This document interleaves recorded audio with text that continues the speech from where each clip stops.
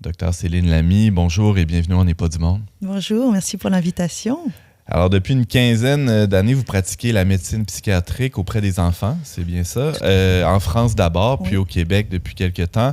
Plus tôt cet hiver, vous avez fait paraître chez Atelier 10 un essai qui a fait pas mal de vagues. Ça a bien percolé, votre affaire.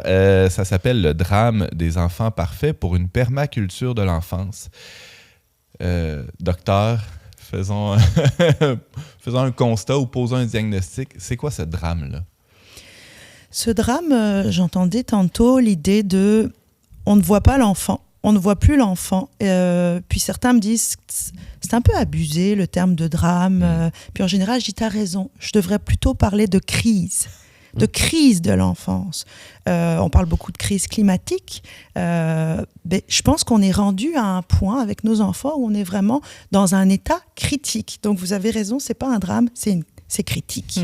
C'est pire que ce que vous pensez. Le titre est soft un peu. Oui, finalement.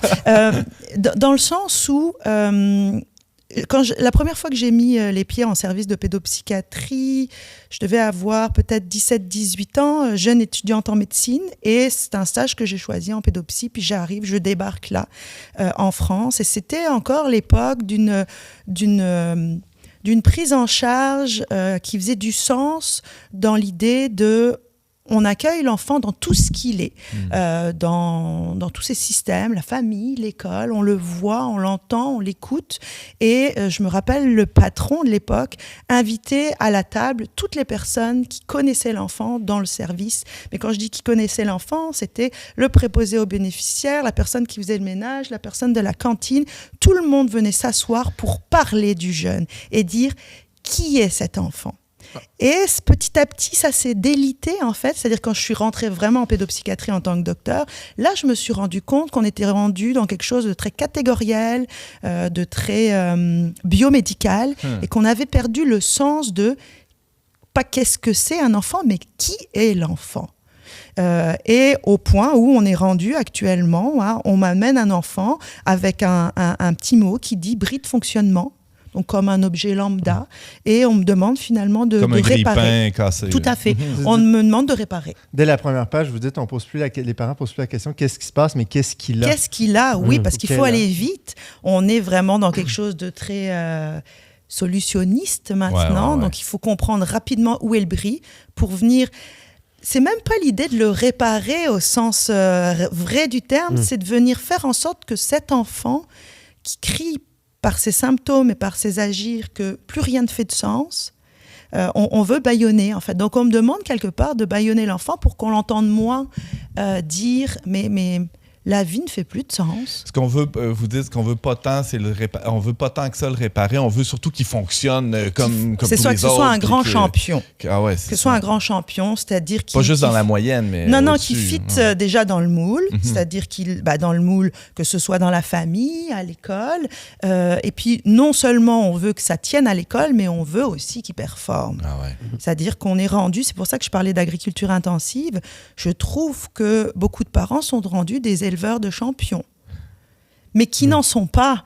Et c'est là où... qui n'en sont pas parce que... Puis c'est très bien comme ça, c'est ce que j'explique aux parents, mais c'est là où arrive une sorte de déception parentale, plutôt que de se dire, mais finalement, j'étais dans un idéal ou dans des projections qui m'appartiennent et qui n'appartiennent pas à l'enfant. C'est que ce que je dis dans l'essai, c'est que l'enfant déçoit et sait qu'il déçoit. Et donc, j'ai dans mon bureau des enfants qui sont dans une avidité de reconnaissance, mais pas dans le sens de « vois-moi dans ce que je fais », mais « vois-moi dans ce que je suis ». Regarde-moi tel que je suis, docteur Lamy. Donc, c'est cette avidité-là, moi, qui m'a saisie et où je me suis dit « c'est plus possible ». Parce qu'ils ne parviennent pas à atteindre ce qui est attendu d'eux. Puis ils ne savent pas, en fait, finalement, tant ce qu'on attend. Il y a quelque chose d'un non-dit, c'est pas clair, mais ils savent qu'ils sont...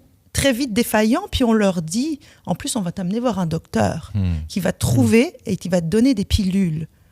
Donc, c'est-à-dire qu'il y a des enfants très petits qui fonctionnent là-dedans. Puis oui, évidemment, je parle beaucoup du surdiagnostic, qui n'est plus une idée comme ça reçue de quelques médecins qui seraient comme inquiets. C'est vraiment documenté. Il y a énormément d'enfants pour qui on donne des diagnostics, notamment de TDAH, qui n'en sont pas. Alors, ça ne veut pas dire qu'il n'y a pas de souffrance derrière ou qu'il n'y a rien, mais en tout cas, ils n'ont pas de TDAH et ils prennent des médications. J'ai des jeunes ados qu'on m'envoie parce que plus rien ne marche. Ils ont 15-16 ans, ils ont pris depuis leurs 4-5 ans des pilules, des multiples, de la polymédicamentation, pour que je finisse par dire, c'était pas ça. Docteur Lamy, qu'est-ce qui fait qu'on en arrive à ce surdiagnostic, qu'il y ait une certaine tranche de la population qui de fait soit TDAH, ça on peut très bien le concevoir, mais il y a quand même une enflure là, dans la courbe qui est exagérée ou du moins qui entraîne une surmédication de toute une frange de la population des enfants de manière indue. Pourquoi on tient tant que ça à leur donner un diagnostic et les pilules qui viennent avec? En fait, ça part vraiment d'une sorte de, je dirais, complicité plurisystémique. Ça part de cet enfant qui est à l'école puis qui cadre pas. Donc, très vite, mais quand je dis très vite, c'est-à-dire qu'après une rentrée de septembre, je sais que dans les 3-4 semaines, je vais avoir une flambée de demandes d'évaluation. Et les parents me disent, ils rentrent en première année. Donc, on parle d'un petit loup qui était à la garderie, libre, ou qui parfois était avec ses parents à la maison. Et on le met dans un système où on lui dit, pendant 8 heures, tu t'assois, t'écoutes, etc. Donc, évidemment, puis il y a toute l'anxiété. Puis là, ça ne marche pas. Donc, ensuite vient le questionnement de l'enseignant qui très vite alerte le parent. Puis quel parent ne se saisirait pas de ça en disant « Mon objectif, c'est que l'enfant, ça aille bien à l'école, qu'il soit heureux. » Donc c'est ce que je nomme dans l'essai, c'est qu'on est tous pris là-dedans parce qu'on nous prédit le chaos pour notre enfant si nous n'arrivons pas à trouver ce qui se passe et à régler les choses. Il va finir à la rue, c'est sûr. Tout à fait, il n'aura pas d'amis. Puis c'est aussi pas mal ce qui est véhiculé, y compris lors qu'on reçoit nos amis des labos pharmaceutiques qui nous expliquent que si on ne prescrit pas tôt, alors, à l'adolescence, force à l'appui de certaines statistiques, ils ont plus de risques d'être délinquants, de se droguer, d'avoir des comportements antisociaux. Donc, je veux dire, qui se dirait, non, moi, je veux jouer le jeu de ça, laissons la nature aller. Ouais. Sauf que, de fait, le parent se précipite chez le médecin de famille et le pédiatre. Ouais. Et mes amis et collègues de première ligne sont complètement coincés. C'est-à-dire qu'ils ont conscience que ça prend du temps de comprendre ce qui se passe pour l'enfant, mais ils n'ont pas le temps. Ils ont des consultations timées, puis ce n'est pas leur job, c'est notre job de pédopsychiatre. Quand j'évalue un enfant, ça prend des heures et des heures d'évaluation avant que je puisse dire je pense saisir ce qui se passe, sans parler de diagnostic. Parce qu'on a un mystère devant nous, on a quelqu'un de complexe qui n'est pas un trésor, puis moi ce que je unidimensionnel. veux, exact.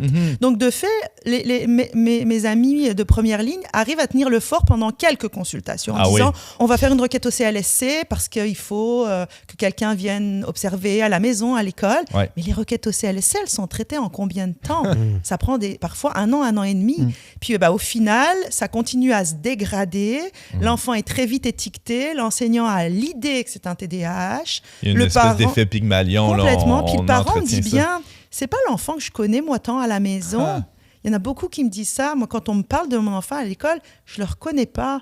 Donc, il y a aussi pour certains parents, c'est un crève-cœur de dire, on va quand même essayer la médication. Puis cette médication, souvent, fonctionne à court terme, comme je le dis dans mon essai, puis les étudiants, les universitaires le savent bien. C'est le problème, c'est que c'est efficace. Oui, ils débarquent des fois en disant « je pense que j'ai un TDAH ». Non, je pense que tu veux être boosté cognitivement. Mais sans que ça fonctionne, souvent. Et donc, c'est comme si le fait que la médication fonctionne vient comme valider l'idée du diagnostic. Mais c'était donc ça. Mais l'agitation, il n'y a rien de plus aspécifique. Un enfant anxieux est agité, un enfant immature. Oui, parce que ceux qui rentrent à l'école, qui sont plus jeunes, les bébés de classe. Les bébés de classe ils sont surreprésentés. Complètement. Oui. Il y a une étude du Cyrano là, qui est sortie, qui vient d'être publicisée. Assez récemment, oui. Ouais, puis qui dit effectivement qu'ils ont fait ça sur 800 000 enfants québécois. Et oui, les bébés de classe sont extrêmement surdiagnostiqués. 21%. Ouais. James, tu allais poser une question. Non, mais on dit que les médicaments fonctionnent, mais d'un autre côté, on le voit. moi, je pense que, il faut toujours évaluer chez qui en a vraiment besoin, chez qui la médication est bien ajustée, mais on voit que ça fonctionne, mais d'un autre côté, ça éteint l'enfant. Ça, en fait, je lui donne l'idée qu'il ne peut fonctionner que à travers ça. Et c'est compliqué. Puis d'autant plus, imaginez quand c'est pas le bon diagnostic. C'est-à-dire que là, on n'a pas répondu au malaise initial. Moi, j'appelle ça le malentendu initial. Quand on a, en 10 minutes, posé un diagnostic prescrit sans rencontrer l'être humain en face de nous. Alors parfois c'est ça, puis c'est super, mais quand c'est ça, je reçois des demandes en disant plus rien ne fonctionne, SVP votre avis, je sais que c'est pas plus rien ne fonctionne, je sais que on a mal estimé ce qui se passait à la base. Pensez l'enfant dans ces systèmes. L'enfant, Winnicott disait, un bébé seul, ça n'existe pas, ça ne survit pas. Ça veut dire quoi ? Ça veut dire beaucoup. Ça veut dire que ça prend un parent qui fait naître une deuxième fois l'enfant par le regard, qui fait naître cette subjectivité-là, qui dit je te vois comme tu es. Ce regard-là, il est essentiel. Ça va créer un attachement qu'on appelle sécure. Ça, c'est la base pour qu'un enfant puisse aller vers le monde en toute sécurité, aller vers les autres en toute sécurité, puis accepter de se séparer de son parent. Mais quand un attachement est insécure, et puis qu'on met l'enfant dans une classe de 20 avec une dame qu'il ne connaît pas, il va être réactif, il va être méfiant, il va s'agiter de malaise. Mais on va dire c'est un TDAH alors que c'est un attachement insécure. On estime qu'il y a à peu près 60% de personnes dans la population qui ont un attachement sécure. Ça veut dire qu'il y a 40% d'entre nous qui ont un attachement insécure. À cause de toutes sortes de blessures, de traumatismes, d'événements. En fait, ça peut aller d'une inadéquation dans la réponse parentale. Puis c'est pas... Parce que là, il y a plein de parents qui me disent « Mon Dieu, le 23 septembre 1980, je n'ai pas répondu aux pleurs de mon enfant. Je l'ai scrappé. » Non, c'est plus compliqué que ça. Mais c'est souvent des bébés puis des enfants qui ont multiplié les demandes de présence du parent en termes qualitatifs de « vois-moi ». Fais-moi exister dans ton regard, est-ce que je compte, est-ce que j'ai de la valeur et est-ce que même quand tu n'es pas là, je peux t'introjecter à l'intérieur de moi et savoir que je suis aimée telle que je suis. Donc oui, ça peut être plein de choses, des enfants qui ont malheureusement des parcours de vie très difficiles, de négligence, de carence, mais c'est pas uniquement ces enfants-là. Ça peut être, par exemple, un parent qui a une problématique de santé mentale, puis qui est comme psychiquement pas disponible à ce moment-là. Puis l'enfant, son besoin n'est pas vraiment répondu, mais de façon très, très répétée. Ça peut être tout ça. On imagine bien le prof ou la prof devant sa classe de 20, 25 petits marmots. Elle a 3, 4, des fois plus jeunes à la rentrée là, qu'elle identifie comme « OK, ça va brasser cette année avec Jean-Robert, Sabrina, etc. » Et elle se dit « là, je pourrais pas, ma classe ne pourra pas fonctionner. Ça me prend des outils. » Et là, elle s'imagine peut-être si cet enfant-là était médicamenté, ça aiderait. On peut très bien comprendre sa posture. Qu'est-ce qu'on dit à cette prof-là? C'est sûr qu'il y a tout à repenser quand même ce système éducatif, qu'on le veuille ou non, qui est plus si adapté à ce qu'est l'enfant en 2024. Parce que les enfants sont très stimulés. Mon avis, c'est sont trop stimulés, puis pas adéquatement stimulés. C'est-à-dire qu'on est envahi par des produits marketing, des jouets, des bébelles qui font du bruit, de la lumière, des applications, voilà. Mais en fait, ça n'est pas ça l'éveil. On a confondu l'éveil avec une sorte de gavage en voulant très rapidement faire que nos enfants aient l'air le plus érudit possible. Ils n'ont pas besoin de ça. Un enfant, il a besoin de jouer, il a besoin de la présence de l'adulte, il a besoin d'être dans la nature, de manger, etc., les besoins de base. Mais au niveau affectif, il a besoin de ça. Et de fait, le système éducatif actuellement a dans l'idée que c'est toujours les mêmes enfants, alors que non, on a des enfants qui sont hyper connectés à plein de choses, mais plus du tout connectés. C'est-à-dire qu'ils sont coupés de plein de choses. Ils sont coupés d'eux-mêmes, ils sont coupés du lien avec l'autre, ils sont coupés de la nature, du vivant. Et donc, c'est plus les mêmes enfants. Et on veut leur enseigner de façon très descendante, alors qu'il y a beaucoup de choses qui, malheureusement, savent déjà. Puis que je dis malheureusement, c'est que c'est des enfants qui sont au courant de beaucoup de choses, mais dont la maturité émotionnelle et affective n'est pas prête à accueillir. Est-ce qu'un enfant a besoin de savoir tout ce qui se passe partout dans le monde de manière instantanée? En tout cas, ils le savent. Ouais, c'est ça. Puis c'est pas expliqué parce que moi, je suis pour expliquer à mes enfants depuis qu'ils sont petits plein de choses, mais ça prend cette présence de l'adulte. Thomas? Mais est-ce qu'il y a quelque chose à voir aussi avec tout simplement la raison pour laquelle on a des enfants, ça, qui a changé? L'enfant peut avoir changé, mais est-ce que la raison qui nous amène à avoir des enfants a changé dans les dernières décennies? Je pense que oui. Tantôt, on parlait de la continuité de soi. Il y a malheureusement faire un enfant pour essayer de faire un mini-soi, une sorte de réalisation. C'est comme si notre enfant était... Ouais, c'est ça, un projet. Mais comme si notre enfant était très en lien avec la façon dont on va, l'éduquer. C'est comme une sorte de réussite, de produit personnel. C'est-à-dire que... On prolonge sa réussite dans ses propres échecs. Exact, mais c'est de fait aussi l'enfant qui internalise très vite l'idée de « ne me déçois pas ». C'est-à-dire que autant je vais valoriser tes réussites. Puis quand je suis arrivée au Québec, je me souviens, j'entendais une émission qui était passée d'un petit garçon qui était dans les buts de hockey, puis son père, gérant d'estrade, et puis le petit, il y avait un micro, puis il disait « Regarde-moi, papa ». Puis on entendait le papa qui disait « Vu qu'il est pas bon, il va voir, je vais le priver de mon regard ». Wow. Je trouvais ça d'une violence énorme. Puis c'est ça vraiment, ces enfants qui sentent qu'ils sont... qui ne doivent pas déplaire. Qui sont un outil au service de l'ego du parent. Complètement, du narcissisme parental. C'est très douloureux de réaliser ça. On ne peut pas dire ça aux parents frontalement comme ça. Je veux dire, comment on peut... Ah, moi, je leur dis. OK, pour vrai? Ben, le « on » ne m'implique pas. J'ai aucun problème avec ça. Je leur dis d'emblée. On le dit aux auditeurs qui nous écoutent présentement. Là, vous avez un ego démesuré, etc. Ouais. Non. Je leur dis pas comme ça, mais je leur dis d'emblée, si vous êtes venus pour que je vous dise d'emblée, en quelques minutes, voilà le diagnostic et voilà l'ordonnance, vous avez le choix tout de suite de prendre la porte parce que je pourrais pas faire ça. Ah ouais. Puis souvent, ils me disent, mais ça va se passer comment? Première question souvent, c'est est-ce que les deux parents doivent être là? Oui.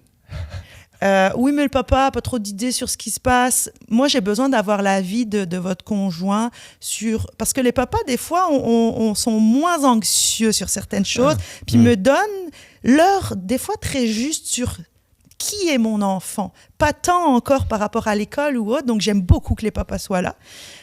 C'est ça. Et puis, l'autre question qui m'hallucine toujours, c'est est-ce que notre enfant doit venir? Ah ben non, je vais évaluer votre enfant, mais juste sur ce que vous me dites, puis parce que votre enseignante a rempli un formulaire de 10 trucs. C'est pas un cas inventé, là. Vous avez vraiment c'est ça tout le temps. C'est ça, les gens m'écrivent des courriels en disant « Est-ce que mon enfant doit être là ?» Ben oui, il doit être là, c'est important. Parce que justement, ça prend de connaître qui est cet enfant. Puis moi, ce que j'aime savoir, c'est depuis... Comment vous vous êtes rencontrés, papa, maman, ou entre conjoints? Comment vous vous êtes rencontrés? C'est quoi le projet de cet enfant? Est-ce que c'est un bébé surprise ou pas? Tout ça, ça compte. Comment vous avez porté psychiquement votre enfant quand il était dans le ventre? Qu'est-ce qui s'est passé? Tout ça compte dans l'histoire d'un enfant.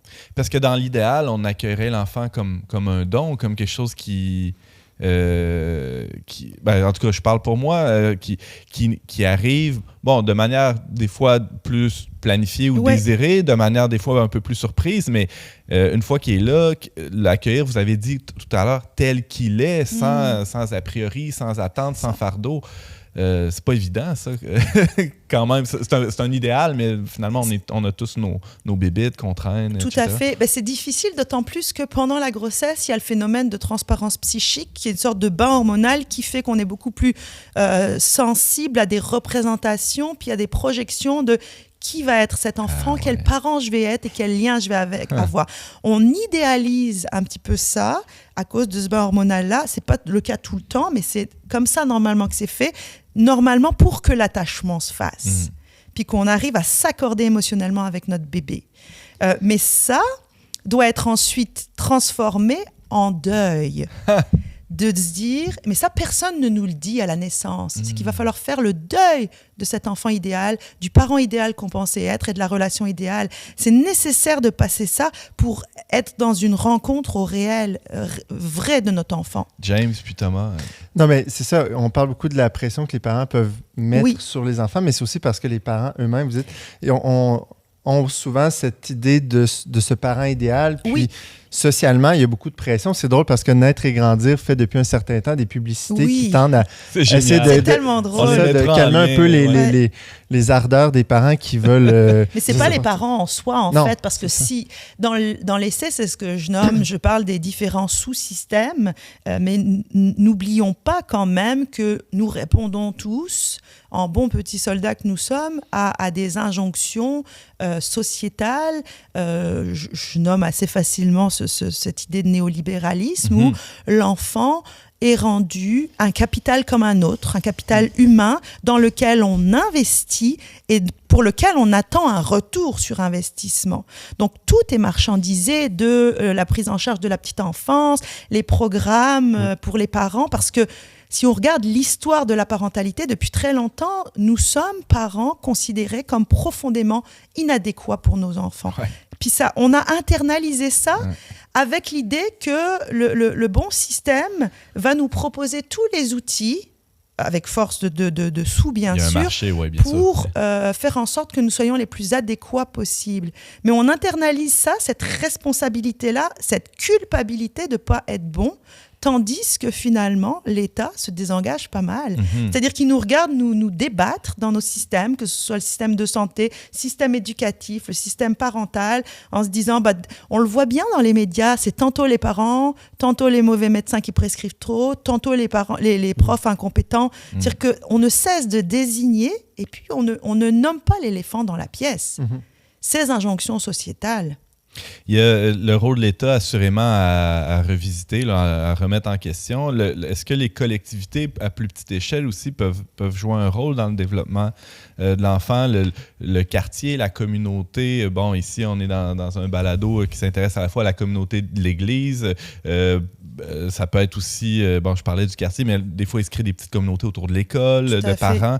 C'est quoi le rôle que peuvent jouer ces espèces de corps intermédiaires-là dans le développement de l'enfant? Je pense qu'on a perdu le sens, oui, de la communauté puis du village. L'idée de ça prend un village pour élever un enfant. S'il n'y a plus de village, c'est pas... Mais en fait, on est chacun dans nos individualités, dans nos maisons, à se dire, mon Dieu, je vis ça, j'en reviens pas que je vis ça. Mais à partir du moment où on s'ouvre à l'autre, effectivement, puis on rentre dans une communauté, quelle qu'elle soit, c'est là, effectivement, qu'on porte les choses tous ensemble.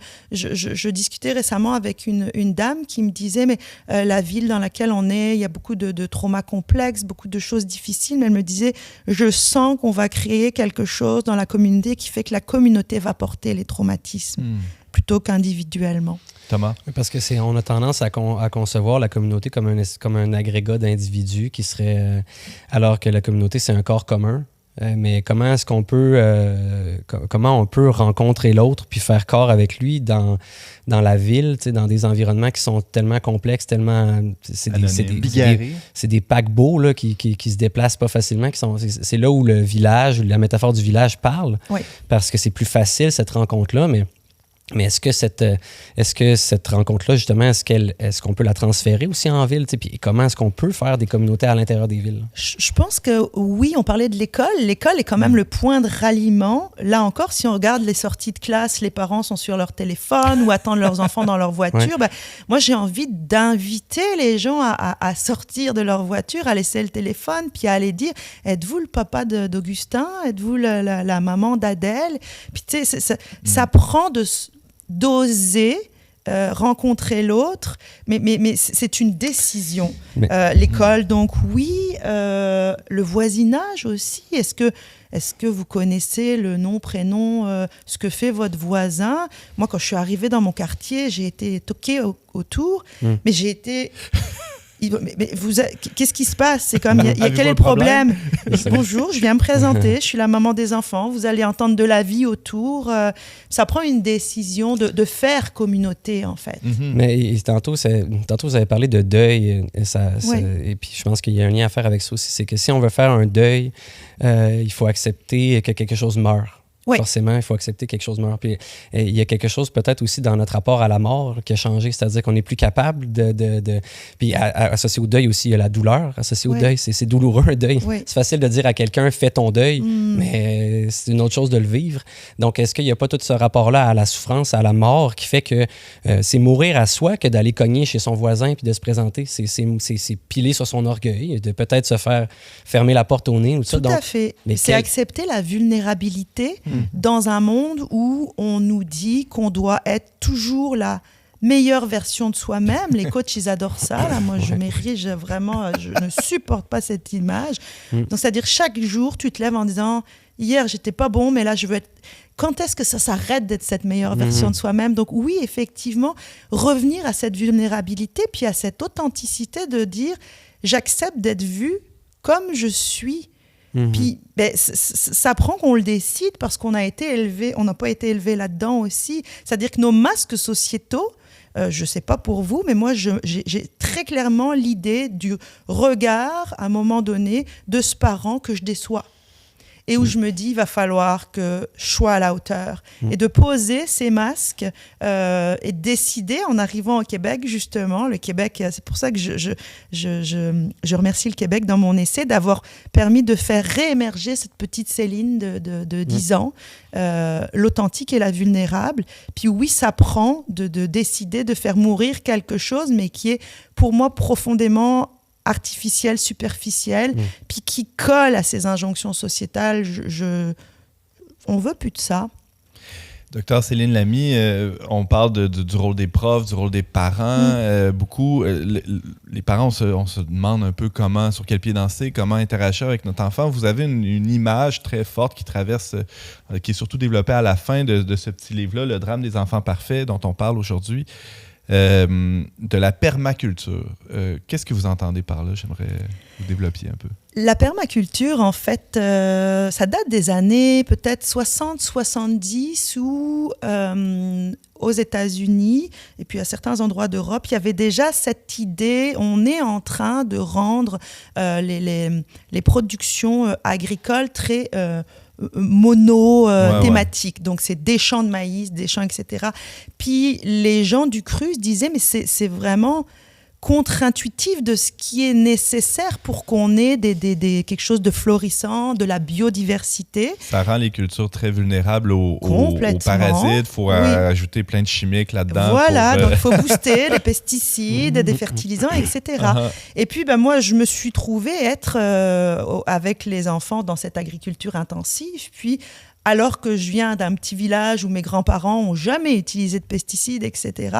Oui, j'ai baigné dans la permaculture sans le savoir, de ces jardiniers qui aiment leur jardin, mais dans tout ce que ça, dans la gratitude de ce qu'on reçoit. Et je me souviens effectivement quand on mangeait, qu'on remerciait effectivement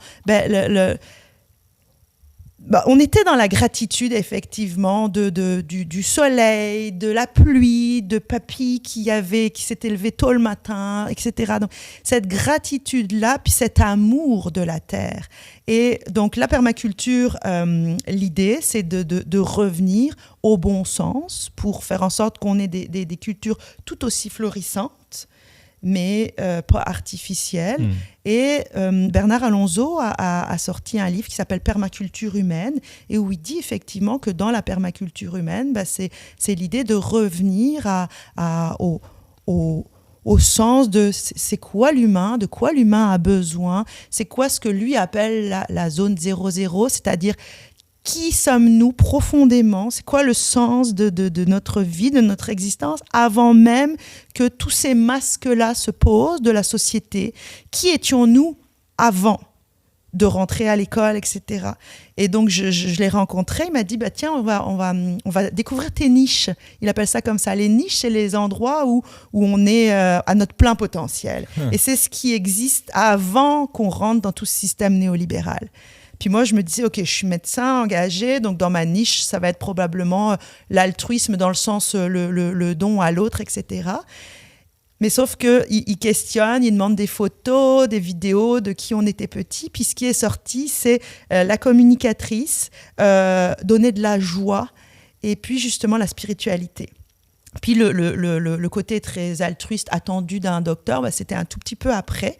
Et c'est là que j'ai réalisé, oui, ok, j'adore mon métier, c'est passionnant, mais je sens et je sais qu'il y a bien autre chose. Et de fait le livre, et de fait l'idée de créer autre chose, de revenir à la joie, puis de propager la joie. Je veux réenchanter la vie des enfants.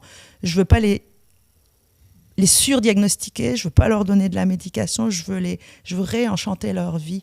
C'est triste à dire parce qu'on devrait pas. La vie d'un enfant devrait normalement être quand même quelque chose d'enchanté, d'émerveillement, mais c'est pas ça qui se passe. Donc dans la permaculture, voilà, on revient à quelque chose de très, très basique, mais qu'on a complètement oublié.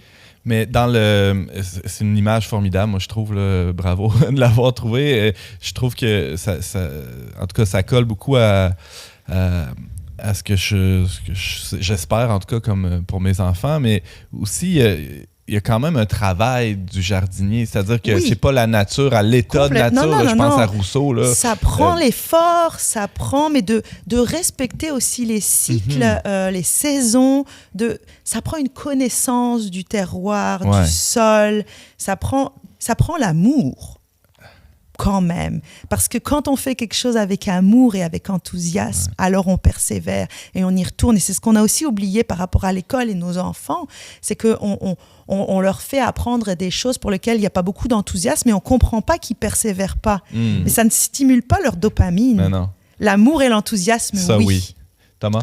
Et, il y a un paradoxe, effectivement. La question des niches, moi, ça me fait penser au charisme. Là. Finalement, ça revient à peu près au même. Là. C'est qu'est-ce qu'on porte en nous qui nous dépasse un peu, qui est notre personnalité. Quand on a plusieurs enfants, on voit bien que c'est un phénomène indéniable, là, la question des couleurs à chacun. À notre grand dame, parfois, là, parce qu'on espère...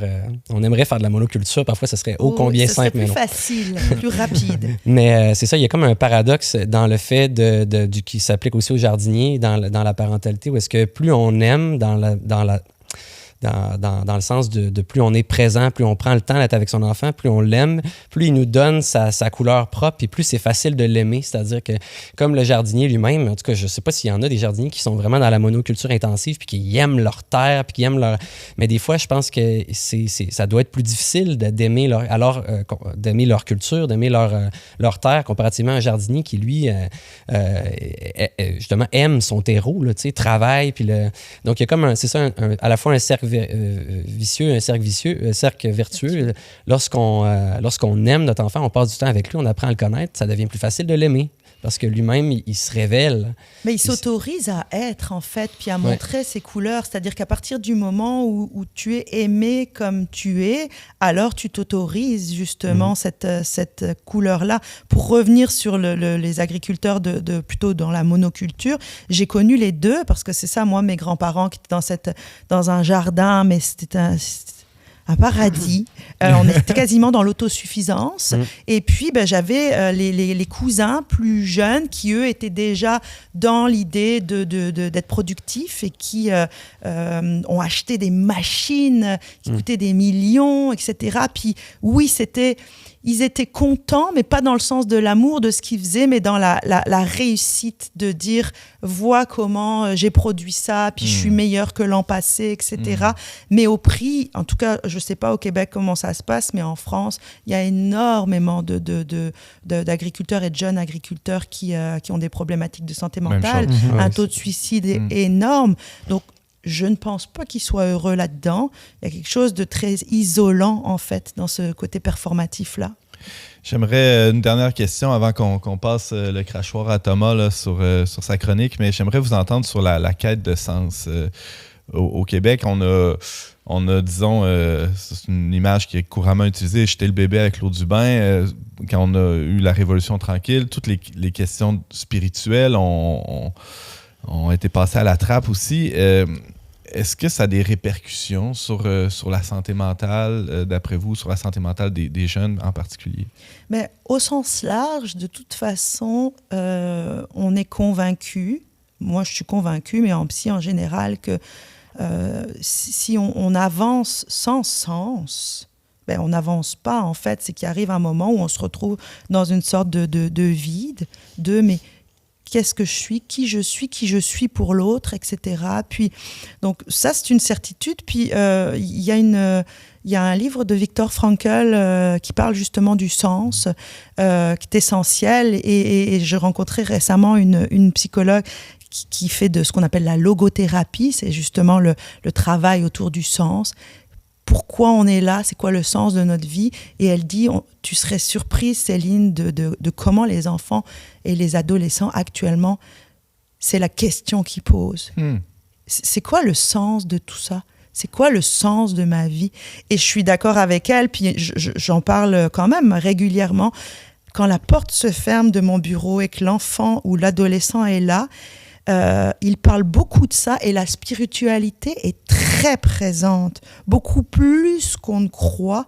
Il y a vraiment une quête il doit y avoir quelque chose, ça fait pas de sens. Je crois pas, je peux pas comprendre, je peux pas croire que je suis tout seul. Je suis extrêmement surprise qu'il y a surprise, oui, parce que souvent les parents sont très résistants et réticents par rapport à cela. Quand la porte se ferme, les ados et les enfants s'autorisent à questionner ça, ce rapport à autre chose.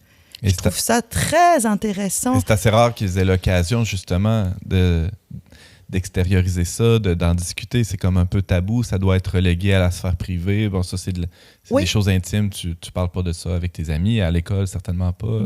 C'est ça, puis souvent, c'est ça, c'est des enfants qui sont pas du tout élevés dans la question religieuse ou autre. Et puis, mais